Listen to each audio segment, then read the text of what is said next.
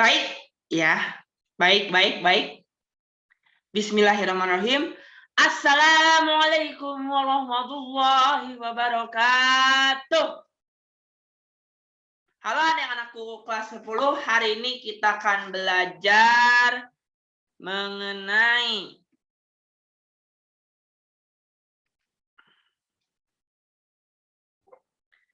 semangat menuntut ilmu dan mengamalkannya. Pengertian menuntut ilmu.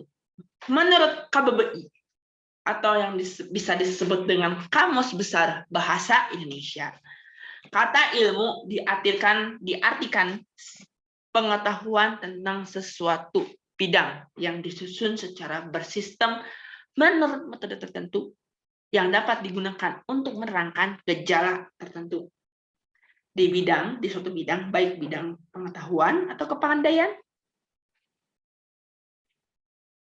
tentang soal duniawi kayak fisika, matematika, astrologi, astronomi, aksiologi, maupun juga ilmu akhirat, lahir, batin, dan sebagainya. Kata ilmu sendiri itu berasal dari bahasa Arab yang berasal dari kata alima, ya'lamu ilman. Alima itu memiliki arti dan juga sekaligus merupakan kata kerja, ya. Yang memiliki arti mengetahui. Yang dimaksud dengan ilmu di sini adalah kumpulan dari pengetahuan tentang sesuatu, baik ilmu duniawi maupun ilmu akhirat atau ilmu agama. Sementara yang dimaksud dengan menuntut ilmu adalah suatu usaha yang dilakukan secara sadar untuk memperoleh pengetahuan dengan tujuan untuk mengubah seseorang dari yang kita tidak ketahui menjadi diketahui, mengubah perilaku dari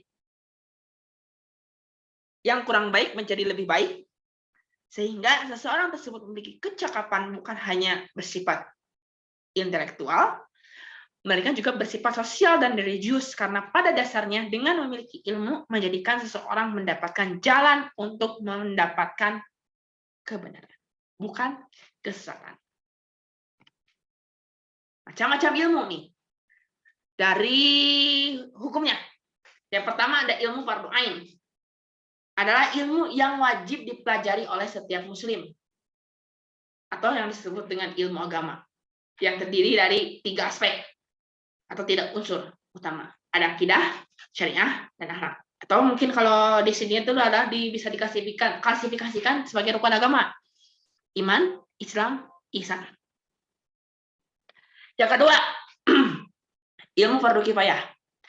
Ilmu fardhu kifayah ini adalah ilmu yang apabila sudah ada dan sebagian muslim mempelajarinya, maka sudah gugur kewajiban muslim lainnya. Seperti ilmu dunia. Seperti fisika, kimia, biologi, sosiologi, ekonomi, sejarah, dan sebagainya. Keutamaan dan kemuliaan ilmu, menuntut ilmu. Yang pertama, menjadikan manusia memiliki keunggulan dari makhluk yang lain. Karena dengan menuntut ilmu kita bisa mengasah bakat kita, potensi kita.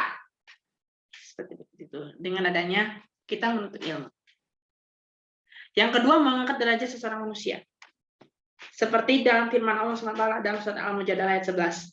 Bisa lihat Anda sendiri. Yang ketiga, ilmu itu merupakan warisan para nabi.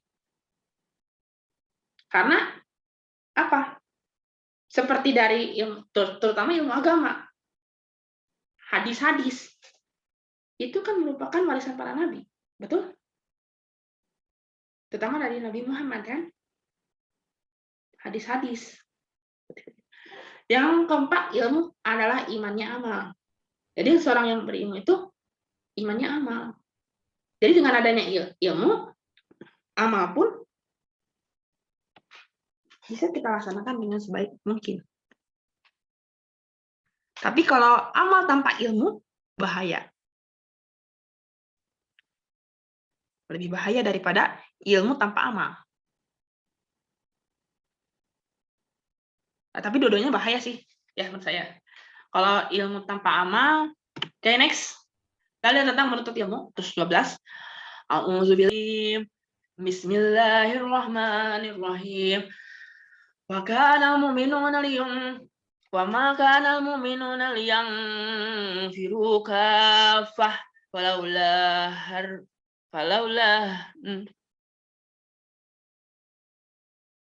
sudah Aladdin. Oke, saya langsung baca artinya aja ya, karena ayat Arabnya kurang jelas di sini ya. Mohon maaf ya.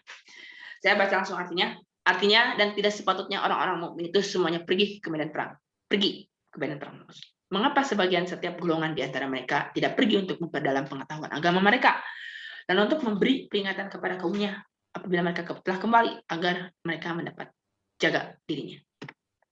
Dalam buku Quran, Surat, dan Tafsir Kementerian Agama Republik Indonesia dijelaskan bahwa Allah SWT menyatakan bahwa tidak semua orang yang beriman harus ikut berperang apabila perang tersebut dapat dilakukan oleh sebagian umat Islam. Dengan demikian, dalam kehidupan masyarakat harus ada pembagian tugas. Sebagian umat Islam berangkat berperang dan sebagian umatnya lagi itu mencari, menuntut ilmu, serta mendalami ilmu agama. Tujuannya apa? Agar ajaran Islam dapat dipahami turun-temurun kepada umat Islam, sehingga kecerdasan umat Islam dapat tetap terjaga dan dapat bahwa orang yang berjuang menuntut ilmu itu nilainya bidang-bidang yang berbeda. Tujuan menuntut dan mendalami ilmu ajaran Islam supaya dapat. Namun pada kenyataannya mendalami agama Islam terkait dengan harus ada sebagian dari umat Islam yang menggunakan waktu dan tenaganya untuk dengan demi aktivitas dakwah Islam. Menurut pengertian yang tersurat dalam Quran atau ayat 122 tadi adalah ilmu dalam bidang agama yang pergaulan yang berisikan sistem dan ajaran keimanan dan peribadatan kepada Tuhan yang Maha Kuasa serta tata cara berhubungan dengan pergaulan sesama manusia dan lingkungannya. Oleh karena itu, setiap ilmu pengetahuan yang bermanfaat dan dapat mencerdaskan kehidupan umat Islam dan tidak bertentangan dengan norma-norma agama wajib dipelajari.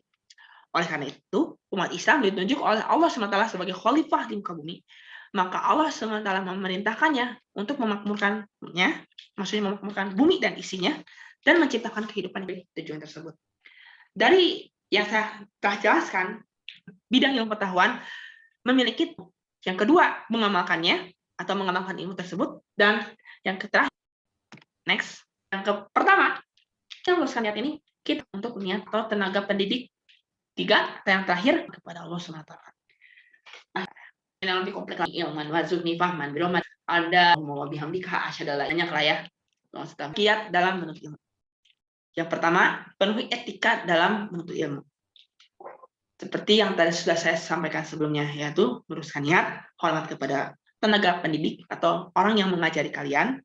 Yang ketiga, awali dan akhiri dengan menuntut ilmu itu dengan berdoa kepada Allah. Yang kedua, hindari dari perbuatan yang maksiat atau perbuatan yang jelek.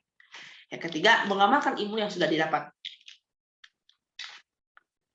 Jadi bukan hanya sekedar intelektualnya, tapi bukan hanya teorinya aja, tapi kita butuh prakteknya dalam pengamalan ilmu. Yang keempat, memiliki semangat, kesungguhan, dan tidak mudah putus asa. Jangan menyerah, jangan menyerah, jangan menyerah. Dan itulah.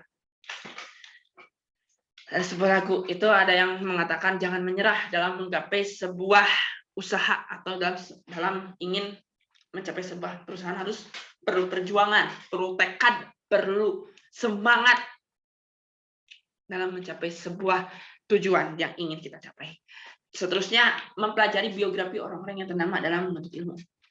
Bisa tokoh agama, bisa tokoh inspirasi, biografi tokoh nasional, tokoh agama, para nabi, sebagainya. Itu termasuk mempelajari biografi di orang-orang yang ternama dalam menuntut ilmu. Terus, yang terakhir, mau mengajarkan kepada orang lain.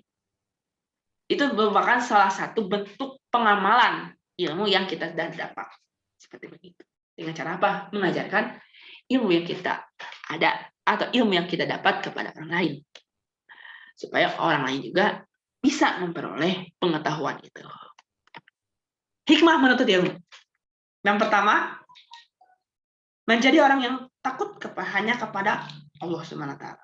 Yang kedua, memudahkan jalannya menuju surga, mendapat ridho dan menjadi pewaris para nabi. Yang ketiga, pahala ilmu yang diajarkan akan tetap mengalir walaupun pemiliknya telah wafat atau orang yang mengajarinya telah wafat. Ada hadis, ada beberapa seseorang itu meninggal, maka terputuslah seluruh amalnya kecuali 3. Pertama, sedekah jariah.